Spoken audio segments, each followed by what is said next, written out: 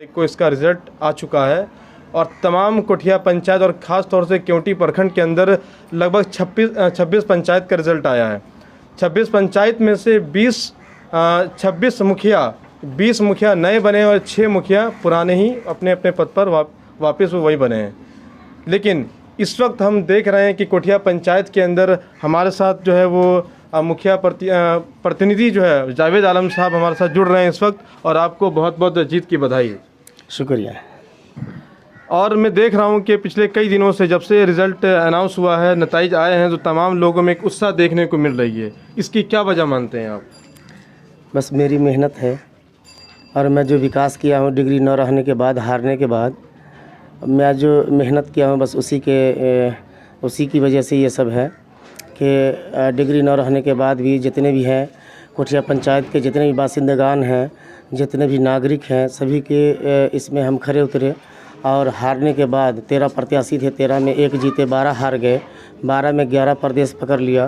प्रदेश पकड़ने के बाद जो है 12 में 11 प्रदेश पकड़ लिया, एक मैं ही समाज में टिका रहा, रुका रहा। और समाज का जो भी जहाँ से जिधर से आया वो मैं काम करता रहा ज़मीनी स्तर पर बिना कोई लाभ के। बस ये जो मैं मेहनत किया हूँ समाज के लिए, उसी का नतीजा है जो आज इतना प्यार, इतना मान, इतना सम्मान, इतना वोट मिला। जो मेरी झोली कम पड़ गई, इतना वोट मिला। तो जीत हार तो लगी रहती है। अच्छा, एक सवाल और है। आपके बारे में लोगों ने ये कहा कि जब आप जनसंपर्क निकलते थे बाहर तो लोग ये कहते थे कि इनके लिए मन्नतें मांगेंगे। ये तो आपने कौन सा जादू कर दिया पंचायत के अंदर कि लोग मन्नतें मांगे बैठे हैं कि जब जीतेंगे तो रोज़ा रखेंगे। लोगों ने रोज़ा रखा और बहुत सारा ऐसा मन्नतें, मतलब अलग पंचायत के लोगों ने मन्नतें मांगी कि फला साहब जो जीते। तो क्या जादू किया आपने पंचायत के अंदर, क्या काम किया? सबसे पहला बात, दूसरा विचार, तीसरा सोच, चौथा किरदार, ये सबको मिलाकर एक जावेद बना, जिसकी वजह से ये सब। देखिए हमारा कोठिया पंचायत है ना, हमारे कोठिया पंचायत से बाहर निकलकर भी मधुबनी ज़िला के लोग, उसके बाद क्या कहते हैं कि दरभंगा ज़िला के, हमारे पंचायत से बाहर के लोग भी बहुत सारे मन्नत, चाहे वो किसी भी जाति के हो, हिंदू हो, मुस्लिम हो, सिख हो, या सिख नहीं है, समझे, जो भी हो, सभी, कोई मंदिर पे कुछ चढ़ाने का, कोई क्या कहते हैं कि चादर चढ़ाने का, कोई उस पर क्या क्या चढ़ाया जाता है जो है अपने अकीदे के हिसाब से, वो सब जो है ना वो मन्नतें मांगी कि हम मंदिर पे क्या क्या चढ़ाएँगे, वो सब माने हुई। मुस्लिम जो है कुछ जो है वो रोज़ा माने हुई, उसके बाद नमाज माने हुई, बहुत सारी चीज़, गरीबों को खाना माने हुई, बहुत सारी चीज़। बस बात विचार, इसके अलावा कुछ नहीं। और मेरा जो किरदार था, मेरे किरदार की वजह से ये लोग हमारे लिए इतना दुआएं और इतना मन्नतें मानी हैं वो लोग। अब तो ये है कि जिस तरह से जनता ने आप पर विश्वास जताया है, तो क्या आप उसके विश्वास को बरकरार रखेंगे या फिर ये कि बस नेता वाला जुमला साबित हो गया? नहीं, बिल्कुल नहीं, उनके विश्वास को बरकरार रखेंगे। और मैं यकीन दिलाता हूँ कि डिग्री तो मिल गई है, बस शपथ के बाद जो हमें चार्ज मिलेगा, इंशाअल्लाह एक मिसाल बनूंगा और बनकर काम करके दिखाऊंगा। क्योंकि न रहने के बाद हमें कोई डिग्री ना था, हारने के बाद ऊपर वाले ने इतना सलाहियत दिया।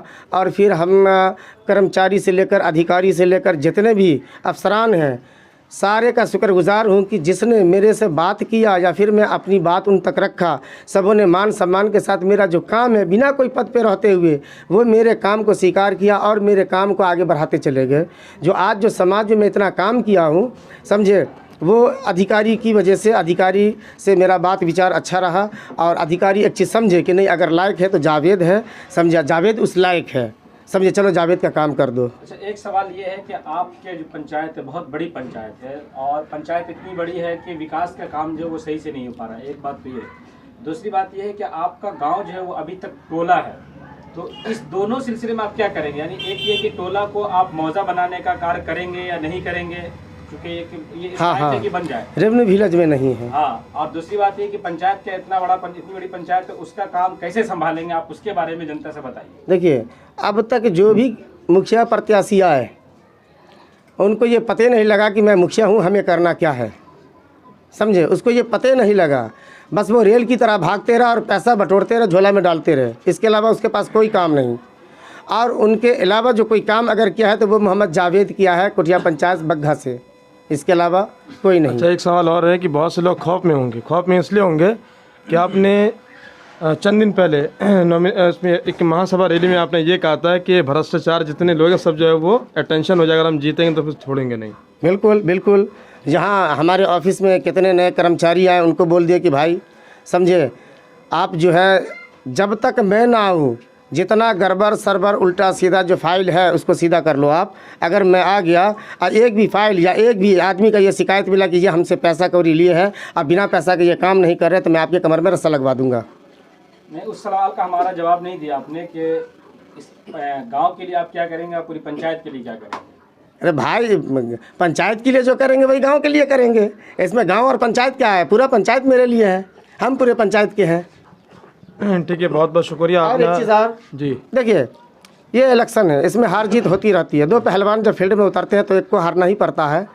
जितने भी प्रत्याशी हारे हैं साबा परवीन से मैं यही हाथ जोड़ के सबसे निवेदन करूंगा कि शांति बनाए रखें और कोई भी किसी को डिस्टर्ब ना करे, कोई भी वोटर को डिस्टर्ब ना करे, शांति बनाए रखें। हार जीत देखिए, आज अगर किसी को वोट नहीं दिया है तो उसमें जावेद की गलती नहीं ना है, या फिर उस वोटर की भी गलती नहीं है। जिससे जो रिलेशन बना रहा, जिससे भाईचारा बना रहा, जिससे जो आदमी समाज सेवा किया, वो उसकी तरफ बेचारे का झुकाव था। इसमें जितने भी प्रत्याशी, फिर से मैं कह रहा हूँ हाथ जोड़कर कि कोई भी मेरे नहीं बल्कि कोठिया पंचायत के जो वोट दिया उसका भी भला, जो ना दिया उसका भी भला। लेकिन मैं उस आदमी से कह रहा हूँ कि कोई भी आदमी किसी भी वोटर को किसी तरह का डिस्टर्ब ना करे, क्योंकि यहाँ प्रशासन जो है हमारे जो क्या कहते हैं कि प्रशासन वो अलर्ट पे है।